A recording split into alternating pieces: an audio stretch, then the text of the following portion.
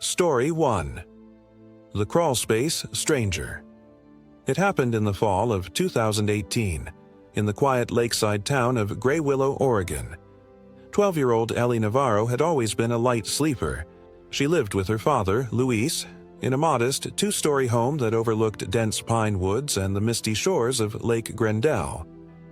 Her bedroom was tucked beneath the angled ceiling of the second floor, right beside a peculiar wooden door that led to a crawlspace, a narrow triangular cavity that supposedly connected to an old ventilation shaft no longer in use.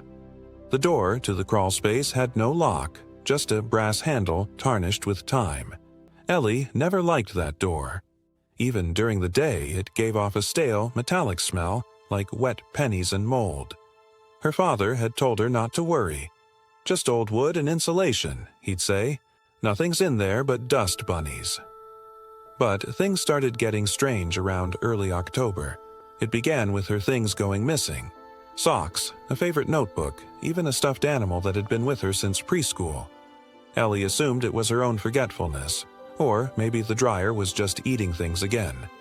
But then came the sounds. At precisely 2:17 a.m., one morning, she remembered the clock vividly, she was jolted awake by the sound of soft tapping, not on the window but from inside the crawlspace. Then a slow, low creak. She sat up, heart thudding, eyes fixed on the little wooden door just 5 feet from her bed. The tapping stopped. Then came a muffled clunk, like something heavy being gently dropped. Ellie froze. She slid out of bed, trembling, and grabbed the small flashlight she kept in her drawer. She clicked it on and aimed the beam toward the crawlspace door. It was open, only about an inch, but definitely open. She didn't scream. She wanted to, but fear had grabbed her throat like a fist. She tiptoed to the door, pushed it shut, and bolted back under the covers. She told her father in the morning, but he brushed it off, saying it was probably wind or house settling. Still, he humored her and propped a chair against the crawlspace door. But the next night, at the same exact time, 2:17 a.m., the chair toppled over. This time, Ellie screamed. Luis rushed in and searched the crawlspace. It was empty, or seemed to be. Dusty fiberglass insulation lined the walls, and a few old paint cans sat in the corner. Nothing else. But Ellie knew what she heard. Over the next week, the noises grew stranger. Sometimes it sounded like whispering, so faint she couldn't make out the words. Once, she thought she saw a shadow move in the corner of her room, right before the door creaked open again. And always at 2:17 a.m. Her father installed a baby monitor in the crawlspace, and for 2 nights, it was quiet. But on the 3rd night, the monitor picked up something. Not sound, breathing, and then a chuckle. Luis played it back the next day. It wasn't his voice. It wasn't Ellie's. It was deeper, ragged, almost like someone trying to mimic a human laugh but failing. That was when he called the police. 2 officers arrived and did a full search of the house. They inspected the crawlspace, the attic, even the air vents. Nothing, but Ellie knew better. That night, she stayed up with the camera in hand, recording. She kept her lights off and sat rigid under the covers. 2:16 a.m. The room was still. Then, the door creaked. Slow, deliberate. Her hand shook as she lifted the phone. Through the screen, she saw a figure step out of the crawlspace. Not a ghost, not a monster. A man, pale, dirty, wearing what looked like tattered clothing, layers of flannel, and a coat covered in dust and cobwebs. His hair was long and matted, and he carried a burlap sack that clinked as he moved. Ellie's flashlight flicked on by accident, and the man turned sharply toward her. They locked eyes. He didn't run. He leapt, like an animal, across the room, crashing into the door, pushing it open so violently it cracked the frame. Ellie screamed louder than she ever thought possible.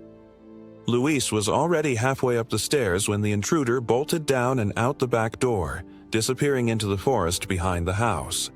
Police came again. Dogs, thermal scanners, the works.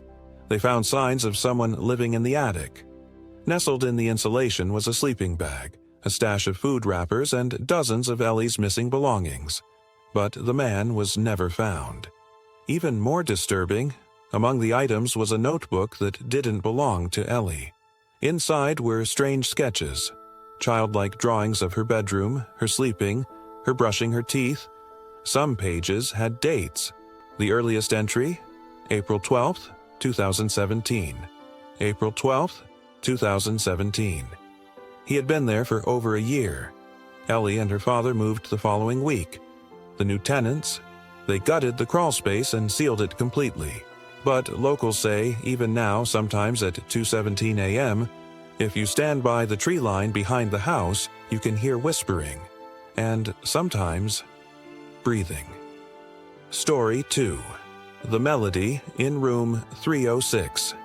In the winter of 2015, Savannah Reyes, a 19-year-old music theory student from Detroit, decided to spend her winter break exploring historic places in the South. She had a fascination with haunted buildings and Civil War-era architecture, so when she found a last-minute ticket for a guided midnight tour at the Warwick Grand Hotel in Asheville, North Carolina, she jumped at the chance. The Warwick Grand wasn't just any hotel. Built in 1891, it had been a convalescent home during World War I, a jazz club in the 30s, and later abandoned for almost 40 years before reopening as a luxury boutique hotel. Locals claimed the top floor, once used as a ballroom, was where the musician still lingered, a faceless ghost said to play mournful tunes from a long-forgotten era. Savannah wasn't easily scared. She'd stayed in haunted Airbnbs before, slept in cemeteries for thrill-seeking YouTube videos, and even attended seances for fun. But something about the Warwick felt off the second she walked through its lobby. The wallpaper near the ceiling was bubbled, like it had been wet, though the air was dry. The chandeliers swayed ever so slightly, but no fans or vents were turned on. The group tour was small. Just 8 guests and 1 tour guide named Miriam, a woman in her late 60s with a thick Appalachian accent and a crooked smile. As they climbed the winding staircase to the top floor, Miriam whispered, "If you hear music, don't follow it. It's never where it's coming from." That made Savannah chuckle nervously, but the way Miriam said it, without even trying to be dramatic, lodged a cold pebble of unease in her stomach. At the top floor, the group entered room 306, once part of the ballroom, but now an empty shell. No carpet, no furnishings, just chipped floors and tall windows that rattled in the wind. Miriam explained how this room had once held a piano, a mahogany grand, donated in 1919 by a French soldier recovering from war trauma. Rumor had it he played the same melody every night until he vanished without a trace in 1922. As Miriam spoke, Savannah felt something strange, a vibration in the floor beneath her boots. Faint, almost musical. She stepped away from the group and wandered to the far corner near the boarded-up fireplace. That's when she heard it. Piano notes, software, distant, clear as glass. Just 5 or 6 notes like someone practicing scales, but no piano was there. She glanced at the others. No one else reacted.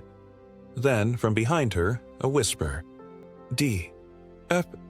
A minor. She spun around. No one was there. Chilled to the bone, Savannah walked quickly back toward the group, brushing past a tall man in a red parka who looked just as shaken as she felt.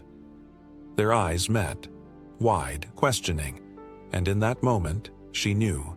He heard it too. After the tour ended, guests gathered in the lobby for complimentary cider and cookies. Savannah found the man in the red parka outside, smoking nervously near the frozen fountain. "You heard it, didn't you?" she asked. He nodded. "I thought I was losing my mind. The piano. It sounded like it was right under my feet. And I think someone whispered something in my ear." Savannah leaned in. "D? F? A minor?" His eyes widened. "That's exactly what I heard." They both agreed not to tell anyone else. It sounded too crazy. But before she left, Savannah pulled Miriam aside and asked her a simple question. Was there ever really a piano in room 306? Miriam looked surprised. Oh, you heard it too, she asked almost casually. Every now and then it happens. The same 3 notes. Same time every year, early January. Why? Savannah asked. Miriam's smile faded. Back in 1922, the soldier, Henri Delorme, was last seen in that ballroom, practicing a song he said came to him in a dream. He swore the melody had healing power, that it could drive away nightmares. But one night, he locked the doors and played that song over and over. She paused, staring off toward the staircase.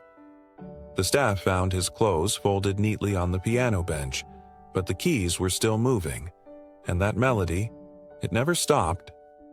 Savannah thanked her and walked outside, her hands still trembling. The man in the red parka was gone.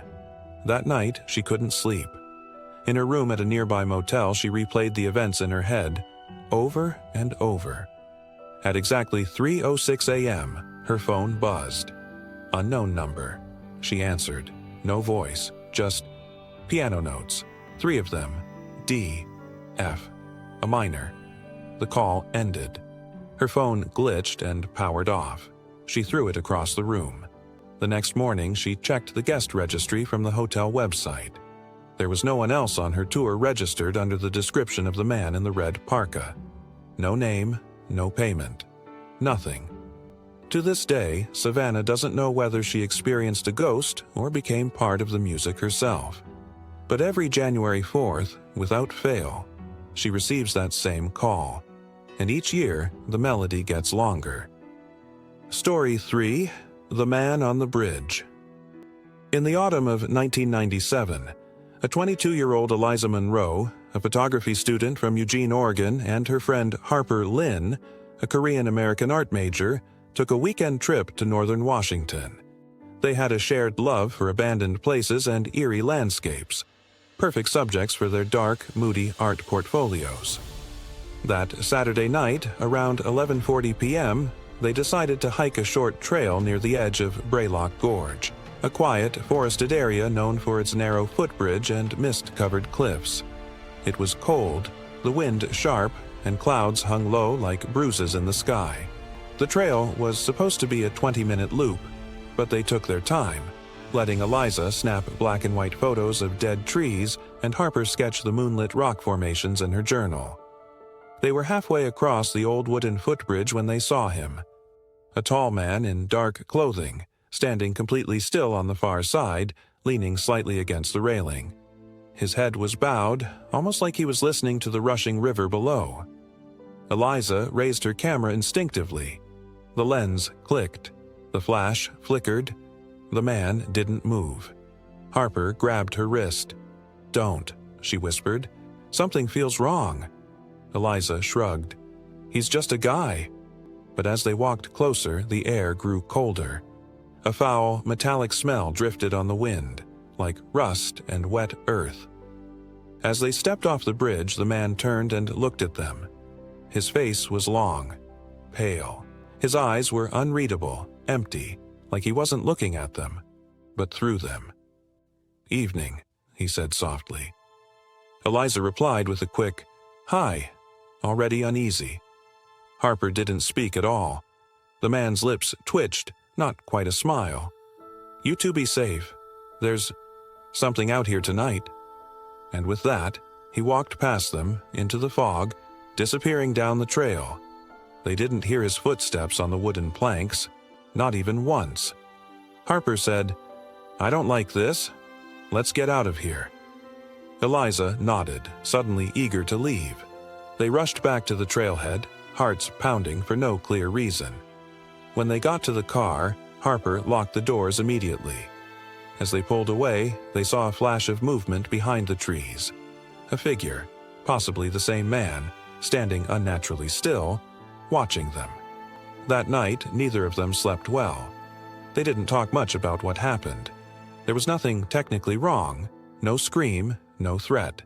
But the tension in the air had been as real as the fog on their skin.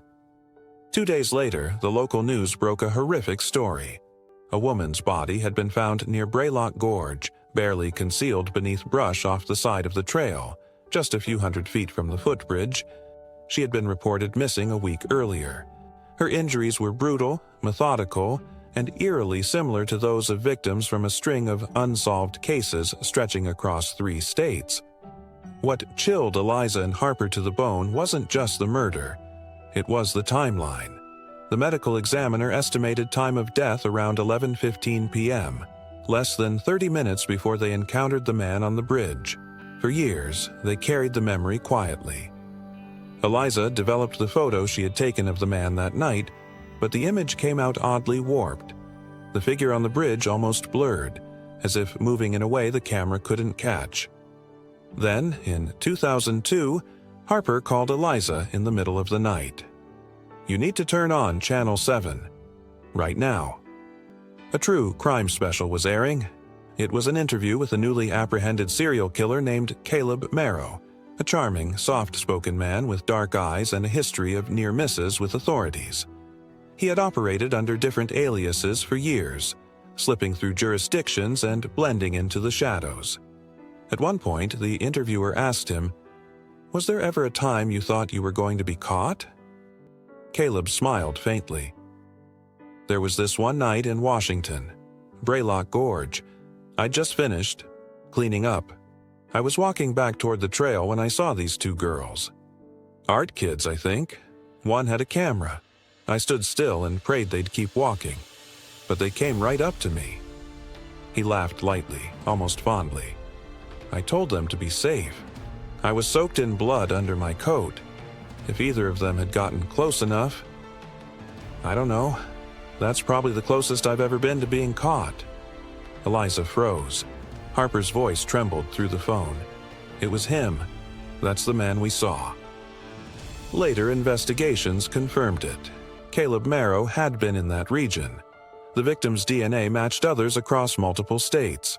The photo Eliza took was submitted as evidence, and though the image was distorted, the outline, posture, and timestamp matched his own confession. To this day, Eliza still keeps that photo in a locked drawer. And every so often, she swears she hears a voice, soft, close, whispering from the trees in her dreams. You too be safe. Please like, comment, subscribe, hit the bell icon, and share.